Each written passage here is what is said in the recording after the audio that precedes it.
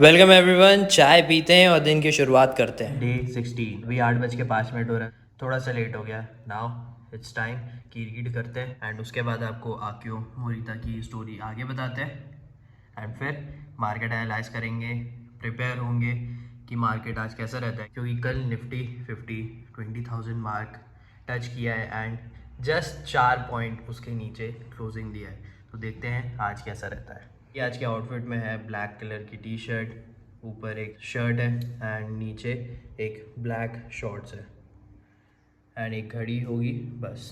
और ये रुद्राक्ष का ब्रेसलेट टाइप का है।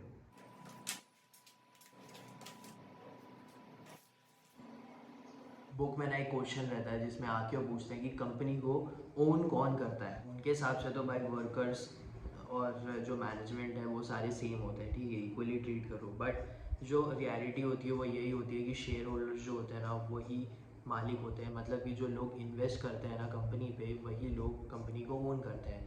बट ऐसा है कि जो शेयर होल्डर्स है ना वो तो भाई अपना पैसा लेके जा सकते हैं, लेकिन जो वर्कर्स हैं वो तो कंपनी पे ही भरोसा करते हैं, कंपनी पे ही काम करते हैं एंड वो वेजेस पे रहते हैं या फिर सैलरी जैसा भी रहता है वो कंपनी पे डिपेंड करता है या फिर एज पर लॉस रूल्स पे डिपेंड करता है, ठीक है। क्यों कहना जायज़ लगा मुझे कि जो वर्कर्स होते हैं ना वो बहुत ज़्यादा इंपॉर्टेंट होते हैं एंड उनका जो मोराल होता है ना वो टूटना नहीं चाहिए, क्योंकि अगर उनका मोराल टूटा तो एंथुजियाज्म, उनका जो काम करने का तरीका और उसके बाद वो अच्छे से काम नहीं करेंगे। तो इसीलिए वर्कर्स जो है एंड जो मैनेजमेंट है वो दोनों रिस्पॉन्सिबल होता है कंपनी को चलाने में। क्योंकि अगर मैनेजमेंट टफ रहेगा, अगर मैनेजमेंट हार्श रहेगा एंड बोलेगा कि वर्कर्स काम करते रहो काम करते रहो, तुम ऐसा काम करो, तुम दिन भर काम करो, जैसा भी क्रुएलिटी टाइप करेगा, तो भाई वर्कर्स काम ही नहीं करेंगे। वर्कर्स बोलेंगे भाई दिन भर काम कराते हो हमसे, हमारा भी मोराल है, हमारा भी काम करने का तरीका है and workers are important and दोनों को इक्वली ट्रीट करना चाहिए। अब एक चीज़ बताता हूँ, मैंने जो चैलेंज डे 14 के वीडियो में ऑडियो बुक सुनी है ना, नेवर ईट अलोन, उसमें क्या था कि कनेक्शंस बनाओ, उसमें था कि लोगों की हेल्प करो। क्योंकि तुम सिर्फ पैसे, डेडिकेशन, डिसिप्लिन, फोकस ऐसे सिर्फ काम करते करते रहने से सक्सेस नहीं पा सकते। तुम्हारी कोई हेल्प करेगा, तुम किसी की हेल्प करोगे, ठीक है। तो वैसे ही आकियो ने काफ़ी लोगों की मदद की, बट अभी जो शेयर किया ना उन्होंने बुक में वो ये था कि जनरल मोटर्स की हेल्प की। सूजू मोटर्स जो जापान की कंपनी है उसमें थोड़ा बहुत भागीदारी लेने में, मतलब जॉइंट वेंचर बनाने में आकियो ने काफ़ी सारी हेल्प की जनरल मोटर्स की, मार्केट रिसर्च में, उसके बाद समझने में कि मार्केट कैसा होता है। फिर जो उनका प्रेस रिलीज था वो सबको शेप किया, जो अगर प्रेस में कोई क्वेश्चन कर सकता था तो वो सब क्वेश्चन किए। तो बहुत सारी हेल्प की जनरल मोटर्स की, जिस तरह वो अपना जॉइंट वेंचर जापान में ओपन कर सके। And for that general Motors उसके 10 साल बाद भी आक्यो का थैंक्स करते हैं। तो कनेक्शंस वेरी इंपॉर्टेंट, क्योंकि बहुत सारी कंपनीज ना बहुत सारे सीईओज की या फिर जो भी एग्जीक्यूटिव होते हैं उनकी हेल्प लेती है, जिस तरह वो अपना बिजनेस अच्छा रन कर सके। बुक की लर्निंग यही है भाई कि इक्वालिटी रखनी पड़ती है। वो डिपेंड करता है अगर तुम्हारे कंट्री के कल्चर के ऊपर कंपनी कैसा बिजनेस करती है, अब वो जैसा देखी होगी वैसा ही करेगी एंड अडेप्ट करो चेंजेस, क्योंकि बहुत ज़्यादा इंपॉर्टेंट होते हैं। तो वर्कर्स भी बहुत ज़्यादा इंपॉर्टेंट होते हैं एंड उनका भी ख्याल रखना इंपॉर्टेंट होता है। एंड कनेक्शंस बनाओ, कनेक्शंस हेल्प करते हैं तुम्हारे एंड तुम उनकी हेल्प करते हो। कभी ना कभी कनेक्शंस डेफिनेटली हेल्प करते हैं and this is a learning for me also, क्योंकि नेवर ईट अलोन जो बुक मैंने जिसके बारे में मैंने समझाया वो भी यही बात कर रहा है। तो अभी 9 बजने वाले हैं, तो मैं थोड़ा चार्ट देखता हूँ, प्रिपेयर होता हूँ एंड जो उसके बाद मार्केट में होता है उसके बाद बताता हूँ। अभी टाइम हो रहा है 10:38। मार्केट जो है ना आज 20,110 पॉइंट्स पे ओपन किया था, उसके बाद फिर ये पूरा फॉल कर गया, ठीक है। एंड उसके बाद फिर एक जगह पे सपोर्ट लिया एंड उसके बाद फिर ऊपर गया, फिर एक फॉल देखने को मिला। आज के 2 ट्रेड हो चुके हैं, तो फिलहाल मेरा ट्रेड अभी ख़त्म होता है। अगर आगे कहीं और ट्रेड में को चांस मिलते हैं तो फिर करते हैं। याद रखना अगर कभी हाई लेवल पे ना ओपन होता है ना तो चांसेस रहते हैं कि वो थोड़ा फॉल कर सकता है। मेरा अभी एम ये है कि मैं ज़्यादा लंबा भी ट्रेड ना करूं, मैं स्कैल्प कर रहा हूं एंड मेरा ये है कि मैं भी छोटे पॉइंट्स लेके निकलूं। और अभी मैं ये कर रहा हूं कि मैं इफ़ेक्ट नहीं होने दे रहा हूं अपने आप को कि ये पॉइंट्स छूट रहे हैं, ऐसा लंबा चीज़ छूट रहा है। मेरा डिसीजन पक्का है। मैं बोला ना आपको कल की वीडियो में कि कॉन्शियस डिसीजन लेना पड़ेगा। एंड ये जो डिसीजन है ना मेरा कि छोटे अभी प्रॉफिट लेके निकलो, मतलब कि छोटे पॉइंट्स जो है ना कैप्चर करो और निकलो। क्योंकि मेन एम ये है कि भाई अभी ट्रेड करना है अच्छे से एंड प्रॉपरली। क्योंकि एक चीज़ जो तुम डिसाइड करोगे ना, अभी की स्ट्रैटेजी मेरी ये है, आगे कुछ और होगी, बट अभी शांति से एक जगह पे ट्रेड लो, छोटा पॉइंट लो और निकलो। मेन ये है, वो तुम्हारे पे रहता है कि तुम्हें किस टाइप की ट्रेडिंग करनी है। सबके अलग अलग टाइप के ट्रेडिंग होते हैं एंड डिपेंड करता है कि तुम किस चीज़ पे ओके हो। ठीक है, अभी जैसे कि 10:40 हो गया है यस बात करते करते, तो फिर मैं अभी जाता हूँ नाश्ता करता हूँ। अगर आगे चांस मिलता है तो फिर मैं ट्रेड लूँगा। अभी फ़िलहाल के लिए थोड़ा सा ब्रेक है। अभी 146 हो रहा है एंड मार्केट जो है वो जैसे मैंने बताया कि फॉल करने के बाद फिर ऊपर जाने का ट्राई किया एंड फिर फॉल। तो ये जो मेरी ट्रेंड लाइन है उसका सपोर्ट लेने के बाद ये अभी यहाँ पे कंसोलिडेशन कर रहा है और ये मेरे हिसाब से ये ऊपर जा सकता है, क्योंकि एक डब्ल्यू पैटर्न है और यहाँ पे ये कंसोलिडेशन करके ये ऊपर जा सकता है। जो कि देखते हैं कि क्या होता है। 15-20 मिनट में खाना खाने जाऊँगा एंड ट्रेड 2 ही हुए हैं। अभी मैं सोच रहा हूँ कि ट्रेड ना करूँ, अगर कोई चांस अगर मेरे को अच्छा दिखता है तो ही मैं करूँगा, क्योंकि ना पूरे दिन बैठो ना स्क्रीन के सामने तो थोड़ा थकान भी हो जाता है। आई होप आपने जैसे कि पुराना वीडियो देखा होगा एंड जो मैंने कॉन्शियस डिसीजन की बात की है उसके बारे में आपने सोचा होगा। एंड अगर आपने वीडियो नहीं देखा है तो आप जाकर देख सकते हो। डिसीजंस जो है वो सोच के लो, किसी भी बायस जो चीज़ें हैं जो डिसीजन मेकिंग को ख़राब करती हैं उसके वजह से मत लो। एक बार जो सोच लिया ना फिर काम करो उसके लिए, ठीक है। और अगर लगता है कि तुम्हें कुछ गलत डिसीजन हो गया है तो फिर थोड़ा आराम से रहो, ज़्यादा हाइपर मत हो कि गलत डिसीजन हो गया तो अब क्या करूँगा मैं।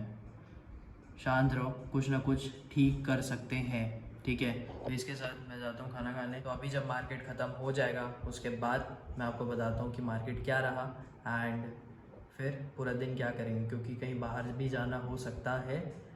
तो फिर टास्क सारे कंप्लीट मेरे को करने पड़ेंगे, थोड़े पहले कंप्लीट करने पड़ेंगे। तो मार्केट खत्म हो गया है, 20,000 पॉइंट के नीचे आज क्लोजिंग दिया है। लास्ट टाइम पे यहाँ पे कंसोलिडेशन पूरा चल रहा था। नाउ अब क्या होगा, सिर्फ यहाँ पर सपोर्ट बनता है। कल देखते हैं कि मार्केट कैसा रहता है। बाकी रेजिस्टेंस इसका बन चुका है, यहाँ पे सपोर्ट ये है अभी इसका मेजर एंड उसके बाद फिर अगर ब्रेक करता है, अब वो देखते हैं कि गैप अप ओपन करता है कि गैप डाउन ओपन करता है। और नाउ अभी मैं जाता हूँ थोड़ा सा आराम करने, उसके बाद मेरे को एक्सरसाइज करना है। 4:30 बजे एक्सरसाइज करेंगे मैं सोच रहा हूँ आज। एंड वॉक करने के टाइम पे आज ऑडियो बुक सुनेंगे एंड उससे अगर कुछ लर्निंग मिलती है तो वो बताएंगे। बाकी जो कॉन्शियस डिसीजन का जो मेरा बोलना है आपको, उस पर थोड़ा ध्यान देना, क्योंकि डिसीजन लेने के टाइम पे वो तुम्हारा डिसीजन होगा, तुम्हें डिसीजन लेना है एंड वो डिसीजन किसी भी तरह से इफ़ेक्ट नहीं होना चाहिए। बहुत सारी चीज़ें आती हैं, जैसे कि किसी को देख के आ जाता है डिसीजन ख़राब हो जाता है, किसी के वजह से दिमाग ख़राब हो जाता है तो डिसीजन ले लेते हो, कोई सिचुएशन की वजह से डिसीजन ख़राब हो जाता है। ऐसे बहुत सारी चीज़ें होती हैं। पास्ट के वजह से कोई प्रॉब्लम हो जाती है तो उसकी वजह से डिसीजन मेकिंग ख़राब हो जाती है, क्योंकि फोकस नहीं रहता है या सोच ज़्यादा अच्छे से नहीं पाते हो, हम बिगर पिक्चर नहीं देख पाते हैं। ऐसा बहुत सारी चीज़ें होती है, ठीक है। तो एज अ ट्रेडर भी ना तुम याद रखना कि डिसीजन मेकिंग ना बहुत ज़्यादा इंपॉर्टेंट है, क्योंकि ना अगर ट्रेडिंग के टाइम पे डिसीजन ख़राब जाते हैं ना तो लॉस होता है। चलो भले ही वो लिमिट के साथ जो भी हमारा स्टॉप लॉस होगा उसके साथ हम निकाल सकते हैं, बट ट्रेड लेने के डिसीजन मेकिंग के टाइम पे हमें देखना पड़ता है कि अच्छा ये यहाँ पे ऐसा मूवमेंट दिखा सकता है, क्योंकि हमने पहले भी वो देखा है। चार्ट ट्रेडिंग इसी को बोलते हैं। ट्रेडिंग में डिसीजन मेकिंग काफ़ी सारी चीज़ों से ख़राब हो सकती है, जैसे कि अभी अगर नहीं लिया तो फिर वो क्या पता निकल जाएगा तुरंत। मैं ट्रेड ले लिया तो फिर क्या पता वो डाउन हो जाएगा, चलो ठीक है मैं बाद में ले लूँगा, चलो फिर ऐसा हो जाएगा। तो बहुत सारी चीज़ें होती हैं, बिकॉज ऑफ हमारा डिसीजन मेकिंग ख़राब होता है। बट डिसीजन उसी टाइम पे लेना है एंड एक ही डिसीजन लेना है कि भाई अगर ट्रेड लेना है तो लेना है।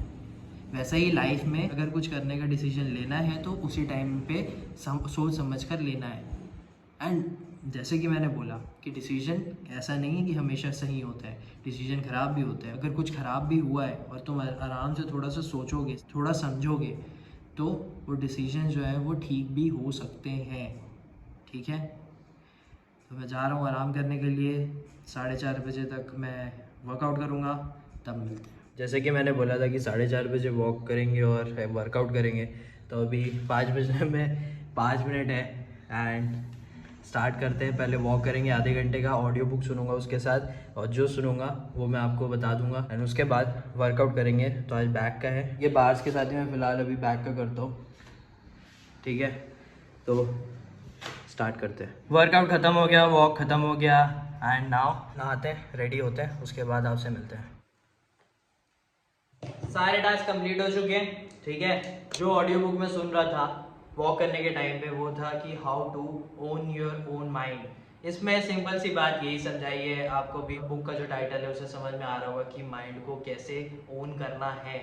इसमें यही समझाया है कि आपको अटेंशन बहुत ज़्यादा रखना पड़ेगा, और बहुत सारी चीज़ें उनमें प्रिंसिपल ये सब बताई है। मेरे को जो एक चीज़ बहुत ज़्यादा अच्छी लगी ना, वो ये थी कि हमारा जो माइंड है ना, वो कैमरा के टाइप होता है। अगर हम बहुत सारी चीज़ें देखेंगे तो सब चीज़ कैप्चर करेंगे, एंड वो सब चीज़ कैप्चर होने के चक्कर में हम एक चीज़ पे फोकस नहीं कर पाएंगे। तो यही होता है जब हम माइंड को ना इतने सारी चीज़ों में लगाते हैं ना कि यार ये भी है, और ये सबसे ज़्यादा कन्फ्यूजन होता है जब हमें क्लियरिटी नहीं रहती है कि क्या करना है, तब होता है ये सबसे ज़्यादा कन्फ्यूजन। और जब हमारा कैमरा एक जगह पर फोकस कर लेता है ना कि हाँ ये चीज़ पे फोकस करना है और यही देखना है, तब उस पर डीप जाता रहता है। उसमें हम समझते रहते हैं कि अच्छा हाँ ये होती है चीज़, फिर आगे कुछ और करनी है इसमें, अच्छा ये समझना है इसमें। तो ये सारी चीज़ें ऐसे समझ ली जाती है। तो हमारा माइंड एक कैमरा है, तो उसको एक चीज़ पे फोकस लगाओ, ठीक है, और उसमें फिर क्लैरिटी मिलेगी। सीधी सी बात है, अगर क्लैरिटी है ना कि ये काम करना है, तो डिसीजन ले डालो, ठीक है। उसके बाद ये मत सोचना कि यार ये ख़राब होगा कि नहीं, फिर बाद में जाकर देखा जाएगा भाई, वो उसके बाद भी संभालना तुम्हें ही है। डिसीजन मतलब कि फोकस रखो, जैसे कि वो जो कैमरा है ना, वो जो माइंड है ना, वो एक जगह पे फोकस रखो कि जिस तरह तुम डिसीजन ले सको। किसी और चीज़ों की वजह से तुम अपने डिसीजन को ख़राब होने मत देना, क्योंकि डिसीजन तुम्हारा ही रहेगा। बहुत ज़्यादा आगे भी मैं इस बात पे बात करूँगा कि डिसीजन बहुत ज़्यादा इम्पॉर्टेंट रहता है। फोकस्ड कॉन्शियस डिसीजन बहुत ज़्यादा मायने रखता है, इस पर और भी बात करेंगे। मैंने ट्रेडिंग के हिसाब से समझा दिया आपको। मैंने जो बुक में जो बताया है कि हमारा जो माइंड है वो कैमरा है, तो फोकस एक जगह पे करना पड़ता है। अगर बहुत सारी चीज़ों पे करेंगे तो फ्यूज़ हो जाते हैं, इस पे समझा दिया, एंड आगे और भी चीज़ों में समझाऊँगा।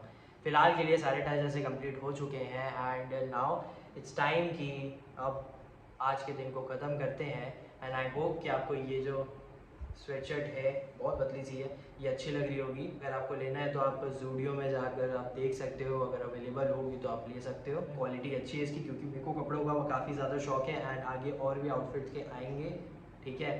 प्रीवियस मेरे चैलेंजेस के वीडियो देखो, क्योंकि डिसिप्लिन फोकस तो मैं खुद भी हूँ, एंड आगे और भी सारी चीज़ें मेरे में बदलाव आएंगी, एंड आपको कुछ ना कुछ अच्छा कंटेंट देखने को मिलेगा। And thank you for watching.